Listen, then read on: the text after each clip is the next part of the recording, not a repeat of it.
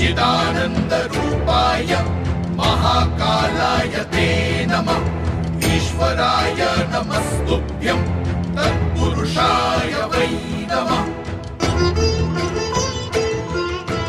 सद्योजात नमस्तुभ्यं शुक्लवर्ण नमो नमः।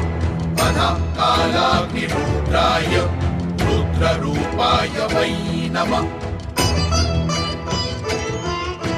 सिद्ध्युत्पत्तिलयानां च हेतुरूपाय वै नमः।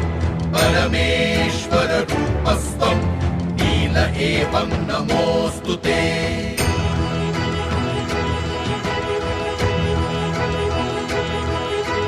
पवनाय नमस्तुभ्यं हुताशन नमोऽस्तु ते।